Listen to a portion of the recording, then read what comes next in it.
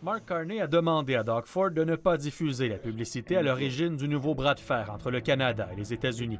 Visiblement, le premier ministre ontarien n'a pas écouté les demandes de son homologue fédéral. Ce n'est pas quelque chose que j'aurais fait, mentionne Mark Carney en faisant référence à la campagne publicitaire. Doug Ford se défend en affirmant avoir présenté la publicité au premier ministre canadien avant sa diffusion. Les conséquences sont bien réelles. Les négociations commerciales sont rompues avec les Américains. Des droits de douane de 10 supplémentaires ont été ajoutés sur les produits canadiens. Mark Carney s'est d'ailleurs excusé à Donald Trump lors de son voyage en Asie.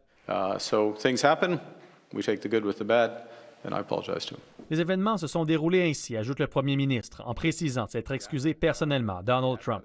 Quels pourraient être les impacts sur les relations diplomatiques entre le Canada et les États-Unis? On a un peu l'impression qu'ils ont un peu hoché les épaules au bureau du premier ministre et ils n'ont peut-être pas compris la portée potentielle négative de la bande-annonce. Selon cette diplomate, cette crise a également un impact négatif sur l'influence de Mark Carney. Ça réduit un peu la portée, l'influence, bien entendu, de Mark Carney, c'est clair. C'est vraiment pas de bon augure. Cet incident est venu jeter de l'ombre sur le premier voyage du premier ministre canadien en Asie.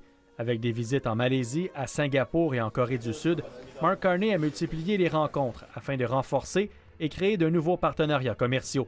Une façon pour le Canada de diversifier ses marchés alors que la relation avec les Américains demeure problématique. Tout ça, je pense, confirme l'urgence que ressent le premier ministre Carney d'accroître nos exportations alors qu'il sait qu'on pourrait avoir encore des problèmes plus graves avec les États-Unis, particulièrement si Donald Trump demande des concessions extraordinaires pour renouveler l'accord de libre-échange nord-américain.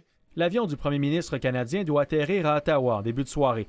Mark Carney n'aura pas beaucoup de temps pour se remettre de son voyage alors qu'il doit présenter son premier budget mardi. Étienne Malouin, TVA Nouvelles.